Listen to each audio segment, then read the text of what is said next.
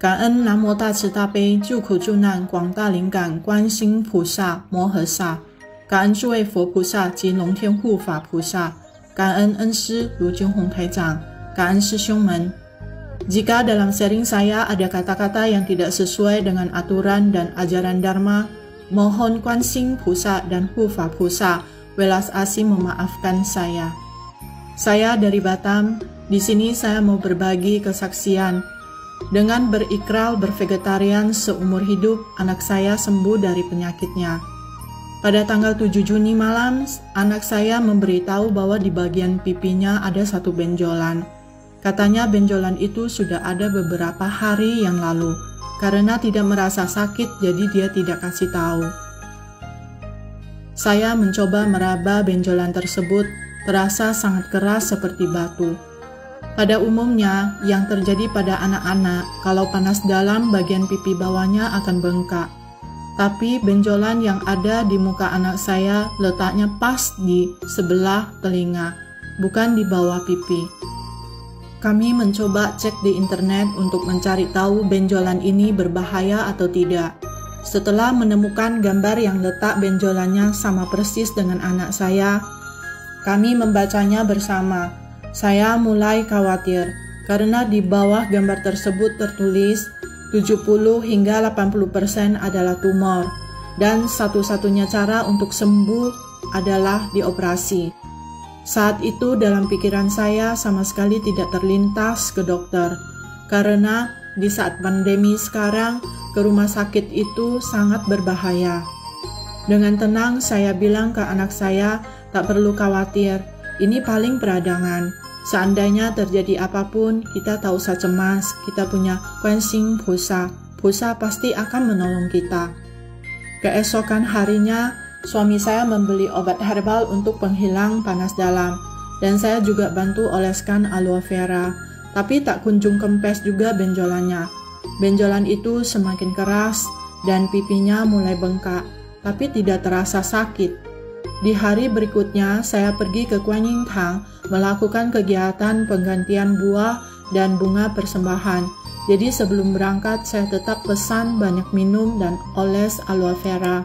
Setelah siap kerjaan saya di Kuan Yin Tang, sorenya saya ikut relawan piket untuk pasang dupa malam. Saya bersujud di depan altar. Saya memohon kepada Kuan Yin Pusa agar anak saya diberkati supaya cepat sembuh.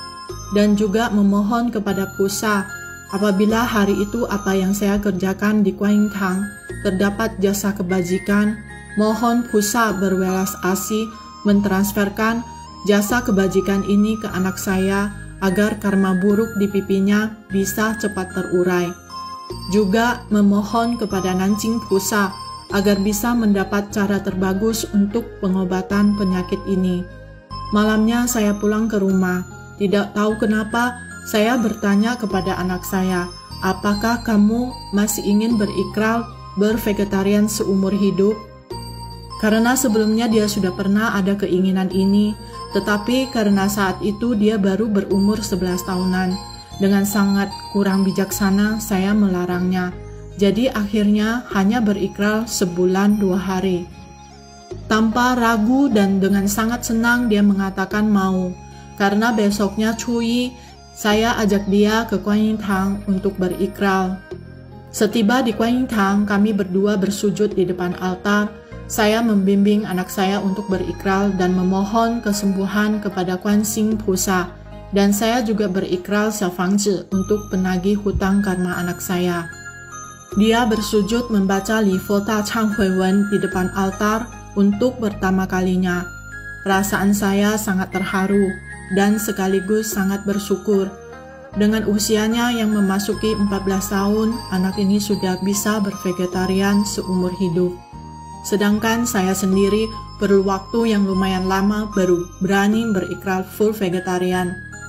Kaan Kuan Yin Pusa memberikan saya anak yang bisa bervegetarian bersama saya selamanya. Kaan Kuan Yin Pusa. Setelah dari Kuan Yin Tang, di perjalanan dalam mobil, anak saya bilang badannya panas dan sedikit pusing. Saya pikir mungkin dia kecapekan karena kelamaan menunggu saya baca Li Fo di Kuan Yin Tang. Sebelum pulang ke rumah, kami singgah ke toko obat, membeli balsem atas saran seorang teman sedharma. Lalu kami makan siang, barulah pulang ke rumah. Setiba di rumah, kami masing-masing melakukan aktivitas. Sekitar jam 4 sore, saya bertanya kepada anak, "Apakah sudah oles balsem yang tadi kita beli?" Katanya belum. Saya suruh cepat oles, biar cepat sembuh.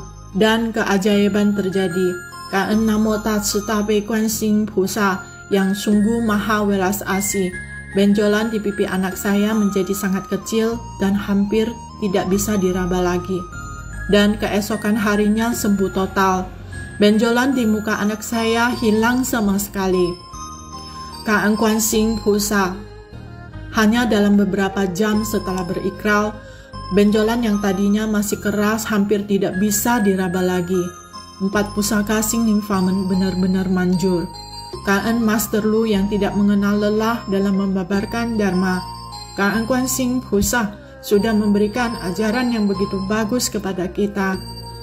Semoga dengan kesaksian saya ini, teman-teman sedharma bisa mendapatkan manfaatnya dan lebih tekun dalam membina diri. Sampai di sini sharing saya. Karma saya tanggung sendiri, tidak membiarkan sefu menanggungnya, tidak membiarkan rekan sedharma yang mendengarkan menanggungnya. Kaan namo tatsu tabe jiu hu zhu nan guang da ling gan guan xing pu sa mo he sa. Kaan诸位佛菩萨及龙天护法菩萨。感恩恩师卢军宏台长，感恩师兄们。